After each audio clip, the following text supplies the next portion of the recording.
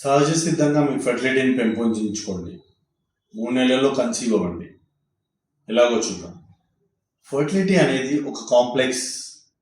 దీంట్లో ఎలాగైతే హార్మోన్స్ అని చాలామంది అనుకుంటారు, హార్మోన్స్తో పాటు డైట్, వెయిట్ మేనేజ్మెంట్, స్ట్రెస్ తగ్గించుకోవడం ఇవన్నీ కూడా ఒక మేజర్ రోల్ ప్లే చేస్తుంది.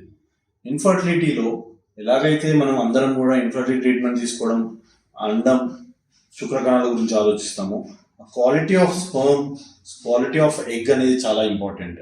వీటి కోసం ఏమేమి అవసరమో చూద్దాం. First, diet. రోజు మనం తీసుకునే ఆహారం అనేది balanced diet, antioxidants, omega 3 fatty acids, amino acids ఇవన్నీ కూడా ఎక్కువగా ఉన్న ఆహారం తీసుకోవడం వల్ల మనకు స్పర్మ్ క్వాలిటీ కానీ ఎగ్ క్వాలిటీ కానీ బెటర్గా ఉంటుంది. ఫ్యాట్ ఫుడ్ తగ్గించుకోవాలి. బీఫ్ కానీ మటన్ కానీ ఈ వీటిలలో హై ఫ్యాట్ కంటెంట్ ఉంది. ఈ ఫుడ్ని తగ్గించుకోవడం, లీన్ మీట్ ఎక్కువ తీసుకోవడం, ప్లాంట్ బేస్డ్ ప్రోటీన్స్ అనేది ఎక్కువగా తీసుకోవడం, వీటి వల్ల శరీరానికి కావాల్సిన ప్రోటీన్తో పాటు బ్యాలెన్స్ డైట్ అనేది ఉంటుంది. Number 2, weight management. చాలా వరకు ఒబెసిటీ అనేది ఈరోజు చాలా ఎక్కువైపోయింది. మనం తీసుకునే ఫాస్ట్ ఫుడ్స్ కానీ, ఫిజికల్ యాక్టివిటీ తగ్గిపోవడం వల్ల కానీ ఇవన్నీ కూడా వెయిట్ ఎక్కువ పెరగడం, దీనివల్ల పీసీఓడి ప్రాబ్లమ్స్, మగవాళ్ళకు వచ్చినప్పుడు లో టెస్టోస్టెరాన్స్, దానివల్ల స్పర్మ్ క్వాంటిటీ అండ్ క్వాలిటీ తగ్గడం.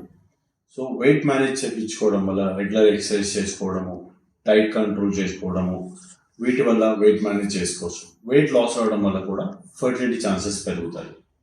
Number 3, stress relief. స్ట్రెస్ అనేది ఎక్కువ అవుతుంది. స్ట్రెస్ ఎక్కువ అవడం వల్ల హార్మోన్ డిస్బ్యాలెన్స్ అవుతుంది అన్నమాట. బ్యాడ్ హార్మోన్స్ ప్రొడక్షన్ అవుతాయి, గుడ్ హార్మోన్స్ తగ్గుతాయి. దీనివల్ల టెస్టోస్టెరాన్, ఈస్ట్రోజన్ హార్మోన్స్ లెవెల్స్లో డిఫరెన్స్ వస్తాయి. ఈ హార్మోన్ డిస్బ్యాలెన్స్ వల్ల అండాలు సరిగ్గా రాకపోవడం, లేదా శుక్రకణంలో డిఫెక్ట్స్ ఉండడం, మోటిలిటీ తగ్గడం, వీటి వల్ల ఇన్ఫర్టిలిటీ ప్రాబ్లమ్స్ వస్తుంటాయి.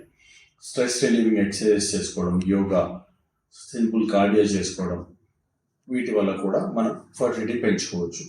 అన్నిటికంటే ముఖ్యమైనది స్లీప్. క్వాలిటీ ఆఫ్ స్లీప్ అనేది చాలా important. At least 6 to 7 hours good sleep ఉంటే బాడీ అనేది బ్యాలెన్స్ అవుతుంది.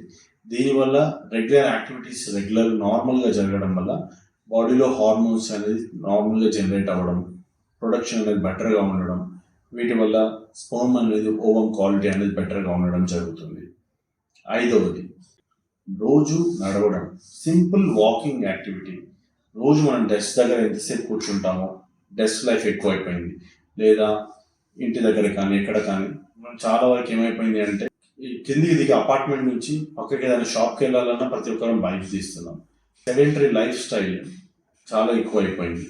దానివల్ల చాలా వరకు మనకి ప్రాబ్లమ్స్ వస్తున్నాయి. సో సింపుల్ కార్డియాక్ ఎక్సర్సైజెస్ కానీ, సింపుల్ వాక్ అనేది బాడీని ఉత్తేజపరుస్తుంది. దీనివల్ల బాడీ అండ్లో స్ట్రెస్ లెవెల్స్ తగ్గుతాయి, వెయిట్ మేనేజ్మెంట్ అవుతుంది, హార్మోన్ బ్యాలెన్స్ అవుతుంది. వీటి వల్ల మీ ఫర్టిలిటీ ఛాన్సెస్ పెరుగుతాయి. 6వది, ఓవం సైకిల్.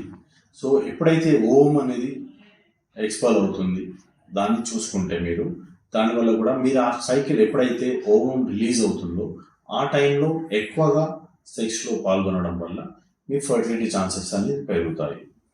7వది, చాలా వరకు ఏమవుతుంది అంటే ఇన్ఫర్టిలిటీ అనగానే చాలామంది పిల్లలు పుట్టట్లేదు, దాని ట్రీట్మెంటే ఆలోచిస్తారు. కానీ సెక్షువల్ డిస్ఫంక్షన్ అనేది ఇన్ఫర్టిలిటీలో చాలా ఇంపార్టెంట్ రోల్ ప్లే చేస్తుంది. పిల్లలు పుట్టాలంటే ఫస్ట్ కలవకుండా మీరు పిల్లలు పుట్టాలంటే కుదరదు కదా. కాబట్టి సెక్షువల్ ఫంక్షన్ ఎలా ఉంది, సెక్స్ క్వాలిటీ ఎలా ఉంది, ఎన్నిసార్లు పాల్గొంటున్నారు, ఎంత క్వాలిటీగా పాల్గొంటున్నారు, ఎగ్ రిలీజ్ ఎలా అవుతుంది, స్పర్మ్ అనేది ఎలా ఉంటుంది అనేది చూసుకుంటే మీ ఫర్టిలిటీ ఛాన్సెస్ అనేది పెంపొందించుకోవచ్చు. Thank you.